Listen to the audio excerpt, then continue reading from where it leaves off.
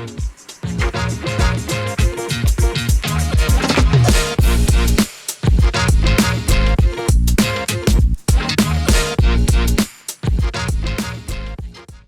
Ruvi Kitov. Hey, Roi, how are you doing? Very good. Great to have you, and great to have you as the kickoff session for the fireside chats we want to run around value selling. I appreciate the invite. I'm very happy to be here. Perfect. So maybe I'll start with a little bit of introduction to you, and then I'll turn it over. Ruvi is the founder and CEO of Tufin, the security policy company, an extremely successful journey, a 20-year journey from 2004 to 2023. You guys started as, you basically went through all phases that a company could go through. You bootstrapped, you went over to growth, you took the company public through a successful IPO, and then got later on acquired by Turn River. And so you really took it all the way from day one to a mature business. And today you're an angel investor and an advisor. You're advising to me as well. You're an investor at Spotlight AI as well, and others, and giving a lot of your experience to the new generation. So thank you. Thanks, Rui, for that intro. And just one minor correction. I'm the former CEO, so I was the CEO until a year ago, and I retired from my role. We promoted Roi Carmel, who was our Chief Revenue Officer. He's now the CEO of Tufin under Turn River Capital, and I'm still involved on the board. Excellent, excellent, and enjoying life as well, I hope. Yes, it's nice to relax a little, and I'm having a lot of fun helping young founders, scale their companies, and learn some of my mistakes, hopefully. So it's nice to be on the other side. Excellent, excellent. Well, why don't we start with I like to hear what is value selling for different people. Value selling is sort of such a used term, but people look at it from different directions, and I think it's really important to first define what is value selling to you today and where you came from. It's a good question. The way I think about it, and I'll give I'll go into my experience. So Tufin is in the network security policy management world, and what Tufin does is essentially reduce network complexity for large organizations. So enables organizations to manage their network policies and automate changes. That sort of value is relevant for large enterprises. The larger you are, the more of a pain point you have in managing a complex network. And so from day one, we realized that the pain point was really critical in large organizations. And that meant that the ideal customer profile for us was actually large enterprises. So large enterprises meant that the ASP was going to be high. For us, the ASP was over $100,000 once we matured and had several products in the portfolio. And when you try to sell a large deal, it's not something that you swipe your credit card or that a low-level manager can just authorize because they have that in their mini budget. Once you're a larger deal, you mature into a more complex sales cycle. And that more complex sales cycle, at least in the case of Tufin, meant the approach needed to be different, right? How do we as a vendor justify a customer spending anywhere from $100,000 to $1 million a year on our software? That's a lot of money. And the process is different. It's not just selling to the technical folks on the merits of the product. Almost always there's going to be a competitive bake-off. There's going to be proof of concept. It's going to be multi-phases. There would need to be, there's going to be a phase of negotiation. There's going to be a phase where there's business justification. A business case needs to be prepared. We need to go through procurement. So it's a complex sales cycle where there's multiple people involved. Sometimes there's multiple groups involved. And in order to really elevate your message and kind of differentiate from competitors, you need to sell yourself on value and not just on something that might be a commodity. Because I think at the end of the day, only value really enables you to command a premium. And so for us, Tufin was number one in our market. And so we had better functionality than all the competitors. And the only way to really establish that in the buyer's mind was by selling the value properly. Anytime it was, okay, hey, we didn't really see a difference, and it's just you against this competitor, it's all about price, that meant that we failed in some way, and it meant that we did not sell the value properly. So at some point in the lifetime of the company, we realized that we had to get much better at selling the value in order to break out of that mid-level deal to really much larger deals. Excellent. So if I have to sort of summarize, one, your large ASP meant you need to tap into big budgets, into a strategic decision of the customer. So that means you have to go up to sell value. Two, you're the strongest player, so you don't want to get into knife fights. You want to win in knockouts, right? Mm-hmm. And three, you have a complex sales process with large enterprises, so you want to bring this to a strategic decision and not let it sort of get lost in the details of features and low level, let's say, practitioners. Perfect. So maybe you can just in a nutshell explain what you built at Tufin from a value sales. The product or the processes? From a value sales perspective, from a go-to-market perspective. So it was 20 years. So at the beginning, I was a sales rep. I was doing it myself. And when the founder is selling it, there's something that founders sometimes don't realize, but the founder will always be the number one sales rep at the company because customers love speaking with founders. They're usually technical, they're knowledgeable, they can fix things very quickly. So that worked well in the initial stages. But as soon as we started building a team and we try to replicate ourselves, that became a challenge. How do we get a sales manager and then later sales reps to be able to pitch as well as we do, and immediately make all these connections in their brain as they're pitching and the customer might be responding to them. So there's, I would always be able to walk into a meeting and immediately, as soon as somebody mentioned some functionality, I would make a mental note, oh, if they're looking at competitor number 3, I gotta now block that and find a way to get around that potential objection. And I'm gonna now plant this seed in their mind. I'm gonna say this thing, and let's not show this feature because it might be clunky and it might not be relevant for what they want based on what they just said a minute ago. So as someone that built a company, I could make these kinds of mental transitions very quickly because I lived and breathed the product and the sales 24/7. But the challenge came when we started expanding, and then we hire people and we want them to be effective within 3 to 6 months. So first, we didn't even know how to train them. They just they would come in with us and join a sales call and look at what we did. That worked okay, but after a while that didn't scale either. So we started building sales training materials, try to coach them. We built a deck and literally wrote the script, and here's how you say it, here's the features.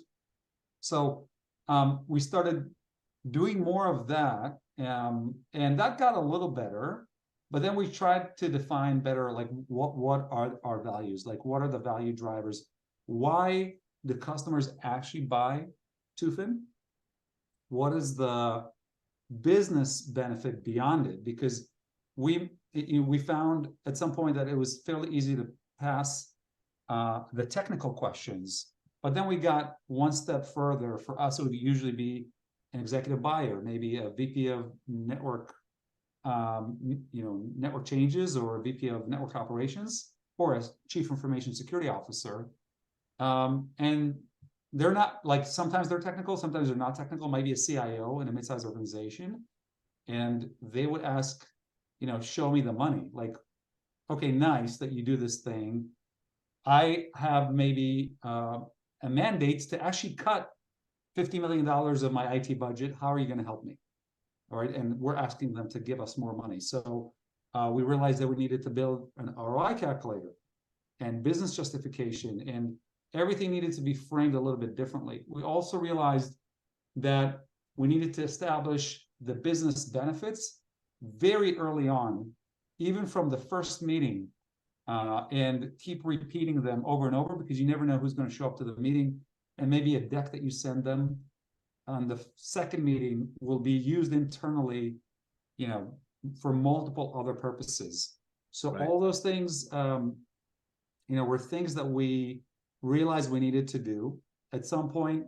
So Roi is a friend, and he was between jobs and actually helped us. So this is before Spotlight existed. A few years ago, Roi did a consulting project with Tufin, helped us define our value drivers and insert them into our process, MedPick.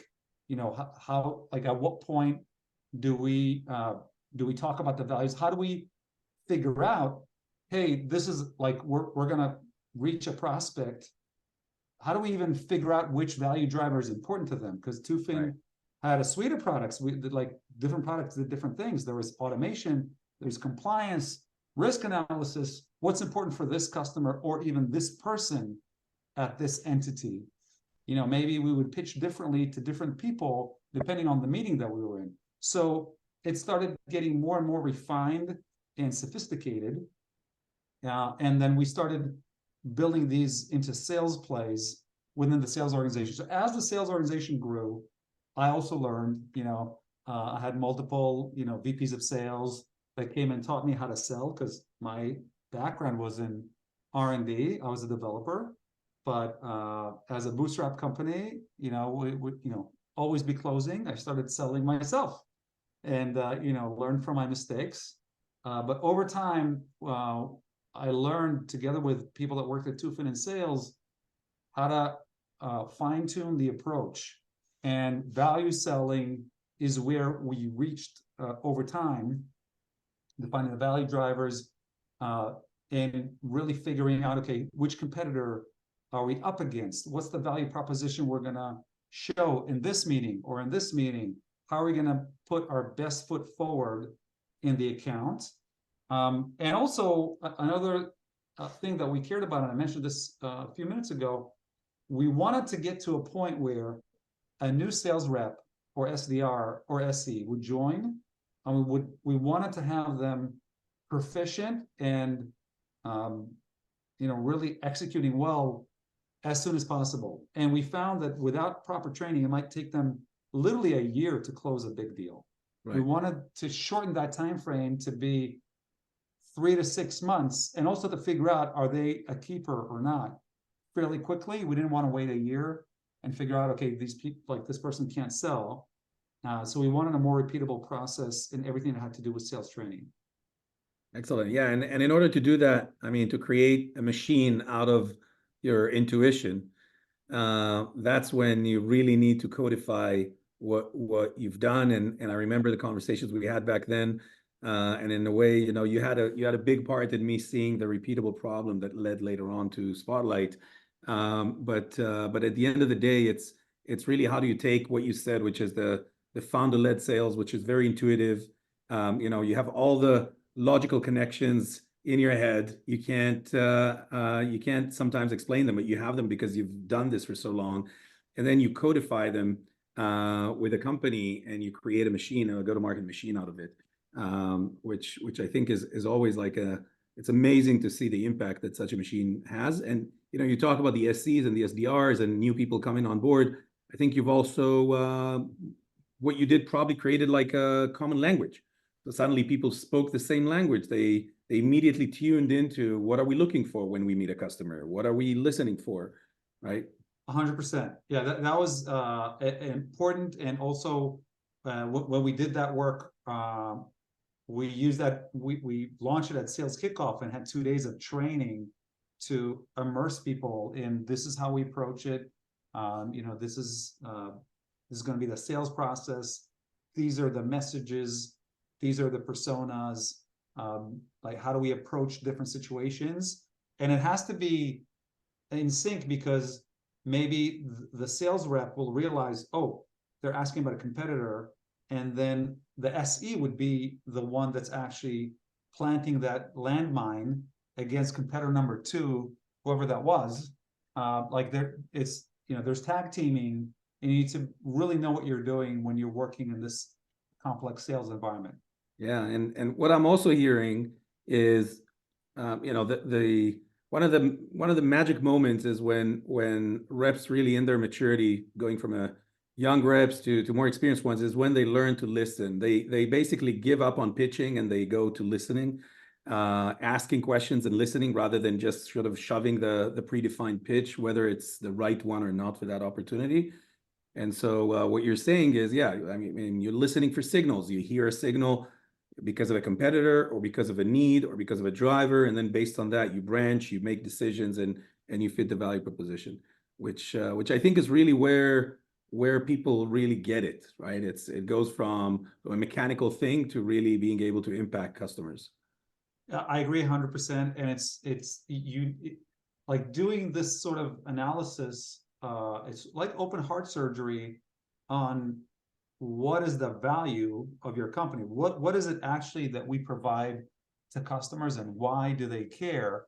Once you're able to define that and train the sales team, they're able to not just listen, but they're able to react intelligently. A lot of times, some customers might not even expect the sales rep to be that savvy. They're like, all right, bring the SC, or like bring somebody, like bring the CTO. I want to meet like somebody who understands what they're talking about.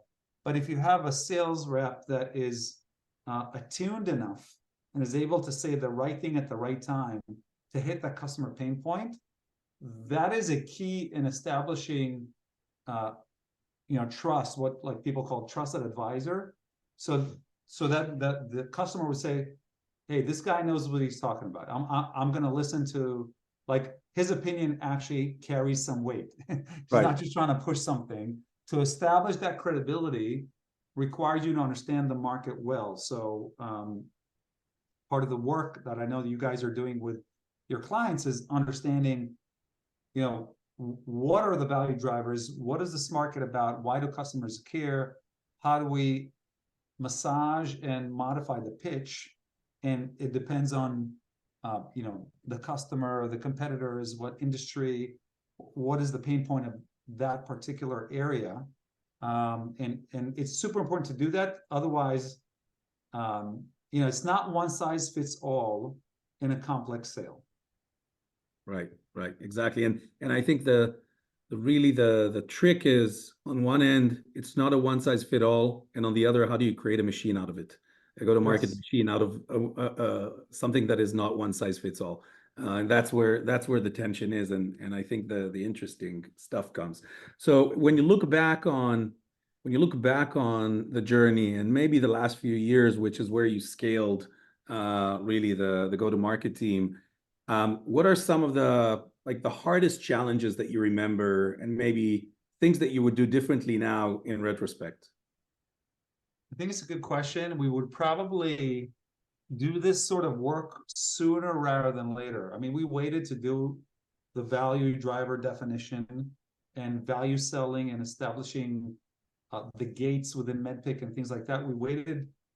We were probably already like $30 or $40 million in sales when we started considering those things. We established the value selling probably pre-IPO. So we were like at 60 million in sales. And I think these things are relevant even at single digit millions in sales, as you're scaling from like 5 to 10 or 10 to 20 already. This could have benefited us significantly had we done it earlier. So I think as soon as you have a team of, I would say, like 5 to 10 sellers, this becomes relevant. We waited till we were like 30 or 40 people. Yeah. So I wish we would have done it earlier. Excellent. And what do you remember, any scars that you take with you, or any challenges that you're sort of proud that you guys, met them, was difficult, but you managed to get around them? There's all sorts of things like there's various tools that we try to deploy and blew up, and some of them worked and some of them didn't work. And there's some, methodologies that we tried. We tried like tons of different ways. But no, it's there's no specific aha moment. It was just a slow, repetitive, like every year, what can we improve this year? What's working? What's not working? How can we get better? How can we get smarter? And it was evolution, not revolution for us. Excellent. Yeah, no, I completely get it. And I think that's the mindset to build a company as stable as this one. So when you look at value selling, I mean, this is a term that's been used for many years, and the market has changed. The buyers have changed. Why is it more important than ever in 2024? Why is it relevant now in 2024 as you see the vendors, the buyers, the market itself? I think just the competition to get to decision makers is greater than ever. I mean, I see that. It's been a year since I was CEO of Tufin, and still I get bombarded with phone calls. My phone number appears in all sorts of databases, and I no longer answer any of those. Like, I get so much spam, it's not even funny. And I assume that if you're a CIO, CISO, Chief Technology Officer, if you're a C-suite in an enterprise, you get so much spam that you hardly can answer mail. And you get tons of phone calls as well. And so there's just so many vendors that are vying for attention today, and there's so many ways to get to you digitally that I think buyers are just they're bombarded and they're tired of vendor pitches. So they tend to be very cynical. Like, okay, what, yet another vendor? What are you going to surprise me with? I've seen it all. And so the challenge is really differentiating yourself, not just from your competitors, but everybody else that is vying for their time. And that's a challenge. How can you be unique? How can you say just the things that matter to them within the first 2 minutes, right? To hook them, and then get them to pay attention? How can you establish credibility super fast so that they will want to meet with you again? I just think that if you compare it to 10 or 20 years ago, we're in a period where the attention span is so much shorter because there are so many things that are competing for attention, including vendors. 100%. And so to that effect, we'll be sensitive to the attention span of whoever is listening to this. So I'll ask you just one last question. Where do you see, with AI, the maturity of AI and technology that is maturing now, where do you see this domain going? I see several ways that AI can be leveraged, and I have a feeling you guys are working on some of them already. One of them, I know that there's a lot of vendors that record calls, records sales rep calls.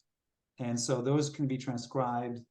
I assume they can be run through maybe some sort of a language model, and then analyzed for all sorts of things, right? Like how well that pitch is going, were the right questions asked, right? If you codify it, you can really see whether mistakes were made. You can grade a call. Okay, how good was that call? You can use that in sales training as people ramp up. Every time they have a call, maybe it's like an automatic coach, because today sales managers simply don't have time to listen to every call and figure out what went wrong. And you want this coach that continually trains new people on, hey, maybe you should have said this, maybe you should have said this. Here's like where you missed something. So I think that is something that AI can assist with. Another place where AI can be of assistance is, I think in prep for calls, AI can probably, like if you're a prospect and you want to come in with relevant data.